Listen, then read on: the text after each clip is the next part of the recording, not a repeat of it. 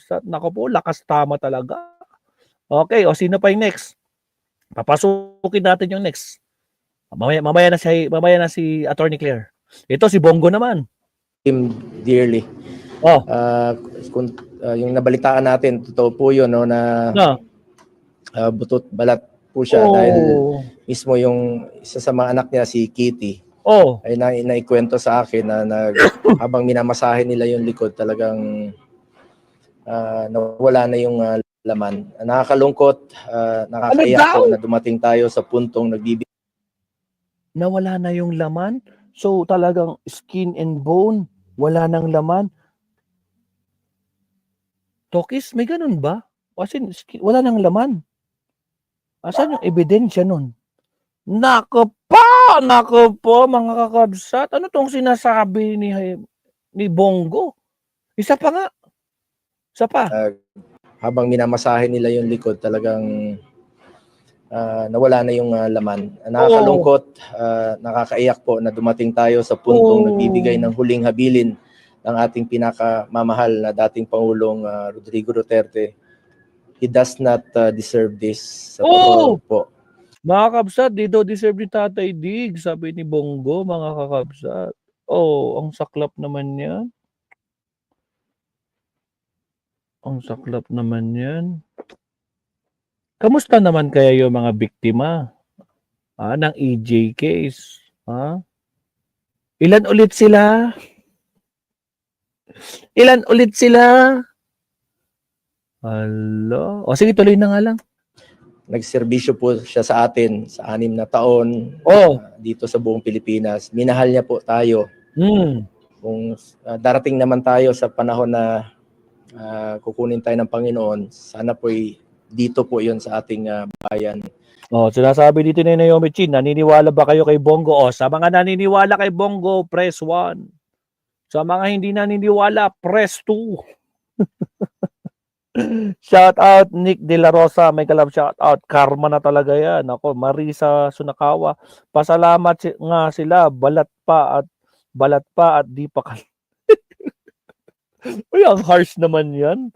Kabsat Marisa, grabe. Yan, nagtuna si Deo Marte, mga kakabsat. Uy, nako po, nagtuna rin si Naomi, si Nelson, nagtuna din. Ay, 45 pa lang? Seryoso, Naomi? Uy, guys, grabe naman kayo. Ang tagal naman. Wala namang ganyanan, mga kakabsat. 45 likers pa lang tayo. Ay, ang sakit naman yan, mga kabsat. Ouch, Again guys, wala pong bayad yung pagla-like dyan, no? Huwag kayong mag-alala. Wala pong bayad dyan, libre po yan. Click nyo lang yung like, mga kabsat. Like and subscribe po tayo. Again, shout out sa ating 230 plus live viewers. Wala pong bayad ng pag-like. Like po tayo. Alright, tuloy-tuloy mga kabsat. Bongo, pasok! Ito po ang kinakatakutan ko pong mangyari sa taong minahal at itinuring ko rin pong parang ama. Sa totoo lamang po, mas nakasama ko pa siya sa buong buhay ko na mas madalas. Talagang kasama ka niya, yung, di ba, 3 years kanyang kasama nung Pangulo siya. Parang ikaw na nga yung First Lady, di ba?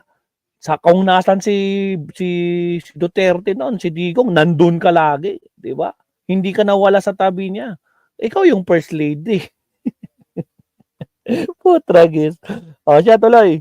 More than 100 times. Mas nakasama ko pa siya kesa sa totoong tatay ko. Siya na po yung parang naging pangalawang tatay ko. Siya na talaga ang parang naging tatay ko po. Sa nakaraang 24 years hanggang 2022 pag-end ng kanyang termino.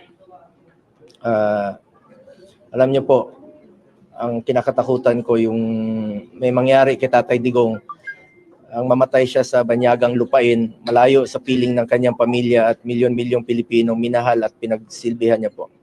Michael Pangan, shout out. Pinagdadasal ko po na sana po wag po itong mangyari, no. Dito siya dapat sa inang bayan tumanda, dito sa ating bayan. Alam niyo, inaalagaan natin ang ating mga... Yun kung makakabalik pa siya. Tandaan mo, padami ng padami ang mga pinapatong na mga ano, ebidensya, 'di ba? Yung last ata na update ko diyan nakita ko diyan merong 1,000 plus na naman na ebidensya ang pinapakita diyan sa ICC. Naku po, lalo siyang mahihirapang lumabas niyan, 'di ba? Naku po, saklap 'yan, masakit 'yan. Agoy, nako. O siya tuloy. Lolo't lola. Oh, Dapat po alagaan rin po natin siya. Matanda na po si Tatay Digong, marami na siyang sakit. Marami na po siyang sakit. At ang pagkaalam ko, nakausap ko yung doktor niya rito, ay parang wala na nga po siyang access, yung local doctor niya rito.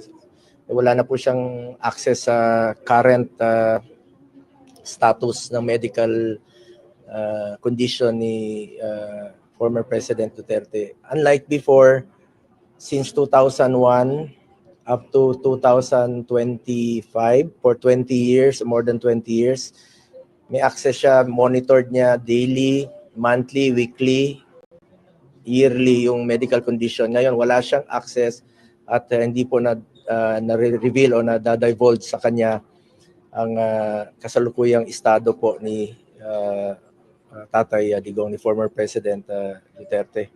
Nakakalungkot. Sabi ko nga, let's bring him home. oh, bring him home Alive. alive. Po. Dalahin natin siya ritong buhay. The Philippines is the land of his birth. It is the home of his people.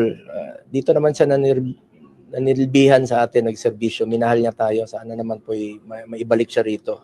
Kaya naman po, nakiisa po ako doon sa resolution if a file or joint resolution with the Senator Robin Padilla and Senator Bato de la Rosa urging for the immediate repatriation ni Tatay Digong. Sa panahon na maraming Pilipino ang hirap sa buhay, sa panahon po maraming Pilipino pa rin pong hirap makakuha ng maayos na serbisyo at kalinga mula sa ating pamahalaan, kailangan po natin magtulungan, magkaisa at magmalasakit sa isa't isa. Ako, sana trabaho na po tayo sa mga kapwa ko, to my fellow public servants. Sana po, nakikiusap ako, sana trabaho na po muna tayo, magkaisa tayo. At wag po tayong tumigil na manawagan. I'm urging everyone to continue praying. Pagdasal po natin si Tatay Digong, ang kanyang kalusugan, kaligtasan at ang kanyang kalayaan. Pinagdasal nyo rin ba yung mga biktima ng EJK? Yung libo-libong namatay? Pinagdasal nyo ba? Bongo? Nagdasal ka ba sa mga biktima ng EJK? Nako po. Itong mga senador na to talaga, senador ng mga Duterte to. Hindi senador ng bayan, mga kakabsat. Kamusta naman yung mga biktima? No? What if baligtad ang nangyari? What if kayo ang naging biktima dyan? Ano kayo mararamdaman nyo? Nako po, Jenny Ramos, nagadula amin. Exactly, nagadula amin nga talaga. Tragisa. Sige, tuloy. Dadagdag ko na lang po sa nabanggit nga po ni VP Sara about dun sa malapit na, Jenny Ramos. Malapit na. Naalala ko lang, in fact, isa po ako sa witness. Kasi usually pag meron pong mga kakabsat, isang tanong, hindi ko sure. Dumalaw na ba si Bongo sa Dahig? Kahit sa labas man lang, kasi hindi talaga siya makakapasok. Mga kakabsat, nabalitaan nyo na ba sa news na dumalaw itong si Bongo kay Tatay Diggs? Dumalaw na ba? Oo, hindi. Dumalaw na ba? Bongo, ilang months na si Tatay Diggs doon? Di ba naka-session break kayo? Di ba? Di ba naka-break kayo? Hindi mo to tinulad si Bato. Palipad-lipad din, pa-travel, nagmana sa amo nyo. Hindi nga siya dumadalaw pa. Tragis. Dumalaw na si Robin, dumalaw na sino pa dumalaw? Dumalaw na si Marcoleta. O, di ba? Sino pa dumalaw? Si Vic Rodriguez. Di ba? Dumalaw na lahat. Pero bakit parang ikaw hindi ka pa dumadalaw sa dahig? Mukhang may ibig sabihin yan ah. Ano sa tingin niyo mga kakabsat? O pati si Amy dumalaw na din. Ikaw wala pa kami nababalitaan, dumalaw ka kahit isang araw. Ay, bakit kaya mga kakabsat? Nakakaamoy tayo dyan ah. Nako po, Bongo. O sige tuloy, tapusin na natin. May next pa tayo. Last will ang isang tao. Oh. Siguro about 15 years ago na po yun, na naging witness po ako doon sa kanyang mga pinagbilin. At nasa abogado na po niya yun to execute pagdating ng panahon. Ganoon naman po si Tatay Digong noon pa. Kahit na nagkakausap kami, sinasabi niya kung sakalang may mangyari sa kanya, within 24 hours. Pero desisyon na po yun ng pamilya. Pamilya po ang masusunod dyan.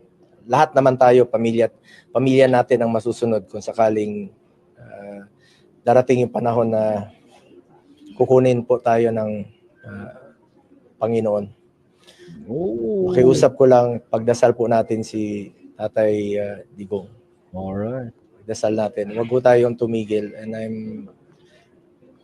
calling for peace and unity among our fellow public servants po.